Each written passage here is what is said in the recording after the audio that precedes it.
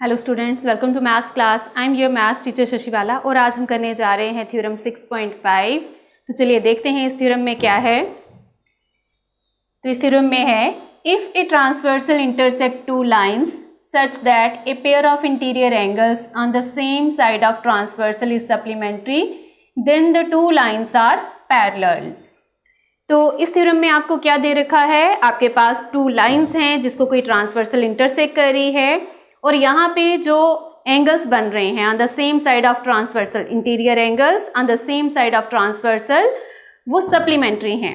मतलब उनका सम जो है वो कितना है, 180 है। और आपको यहाँ पे प्रूव करना है कि जो लाइंस हैं वो क्या हैं, पैरेलल हैं। तो आपकी ये जो 6.5 थ्योरम है ये 6.4 का ही कन्वर्स है। तो 6.4 में आपको पता है, आपको वहाँ पे लाइंस पैरेलल दी हुई थी, इंटीरियर एंगल्स का जो सम था आपने 180 के बराबर प्रूव किया था। और इस थ्योरम में क्या है, यहाँ पे उन्होंने आपके जो इंटीरियर एंगल्स हैं on the same side of transversal, उनका सम ऑलरेडी 180 दे रखा है। आपको प्रूव करना है कि वो लाइंस जो हैं वो पैरेलल हैं।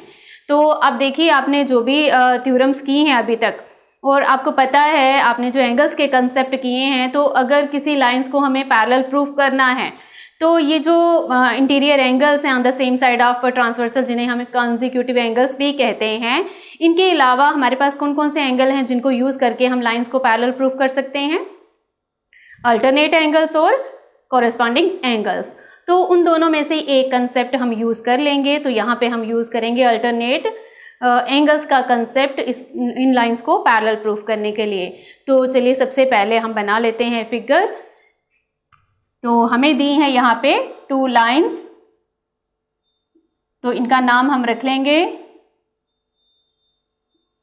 AB और CD। और हमारे पास इसके साथ ही है कोई ट्रांसवर्सल, इसका नाम हम रख लेते हैं MN, जो कि AB को P पॉइंट पे इंटरसेक्ट कर रही है और CD को Q पॉइंट पे इंटरसेक्ट कर रही है।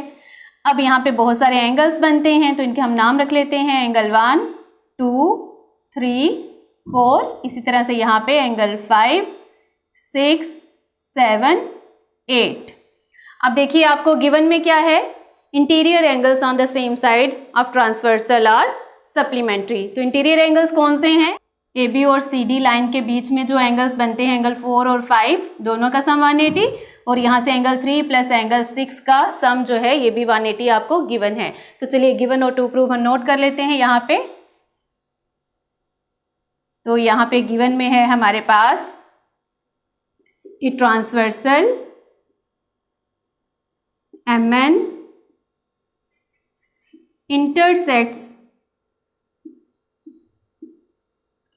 two lines AB and CD at P and Q respectively, such that angle 3, angle 6 and angle 4, angle 5 are the pair of consecutive angles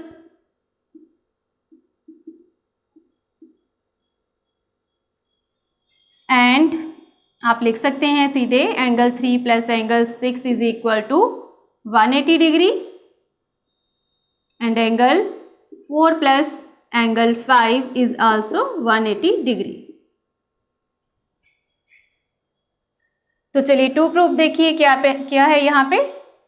तो टू प्रूफ है हमारा AB पैरेलल CD, ये आपको करके बताना है। तो जैसे कि हमने यहाँ पे पहले ही डिस्कस कर लिया कि यहाँ पे हम अल्टरनेट एंगल्स का पेयर जो है वो हम इक्वल प्रूफ करेंगे, जिससे हमारी लाइन जो है वो पैरेलल प्रूफ हो जाएंगी। तो सबसे पहले जो हमें गिवन है हम उसी को यूज़ कर लेते हैं।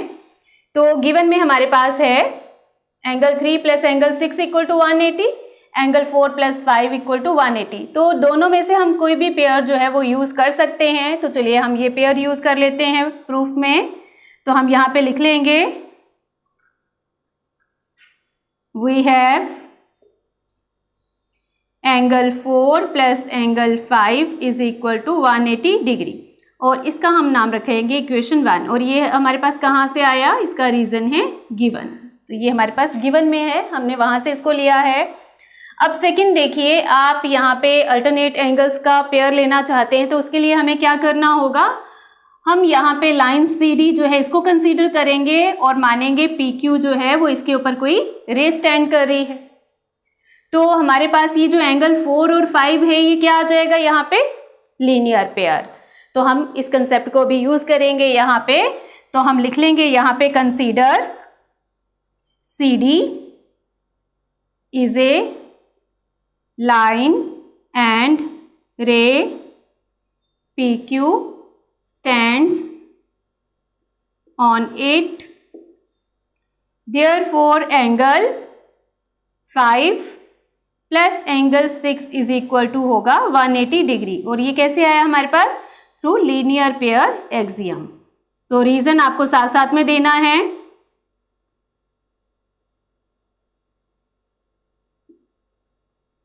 तो इसका नाम हम रख लेते हैं सेकंड। अब आप देखिए यहाँ पे 4 प्लस 5 दोनों का सम 180 और यहाँ पे एंगल 5 प्लस एंगल 6 दोनों का सम 180। तो इट मीन्स कि आप फर्स्ट और सेकंड को कंपेयर कर सकते हैं। तो हम लिखेंगे यहाँ पे from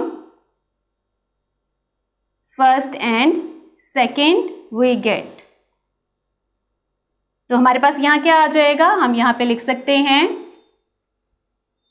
angle 4 plus angle 5 is equal to angle 5 plus angle 6। हमने यहाँ से एंगल 4 प्लस 5 और is equal to angle 5 plus 6, क्योंकि दोनों ही क्वांटिटीज जो हैं 180 के बराबर हैं तो ये आपस में भी बराबर होंगी। अब देखिए यहाँ पे एंगल 5 जो है दोनों में है, अगर मैं ये 5 उठा के इक्वल टू के उस तरफ शिफ्ट कर दूँ तो ये नेगेटिव हो जाएगा।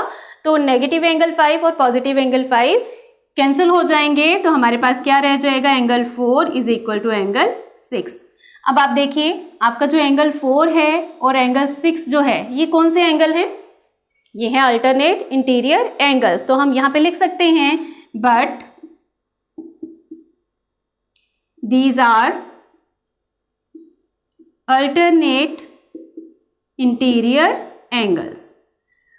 और आपको पता है जब आपके पास कोई भी अल्टरनेट इंटीरियर एंगल्स का पेयर, दो पेयर होते हैं यहाँ पे हमारे पास इंटीरियर एंगल्स के, तो अगर दोनों में से कोई एक पेयर भी आपका जो है वो इक्वल आ जाता है तो आप कह सकते हैं कि आपकी लाइंस जो हैं पैरेलल है।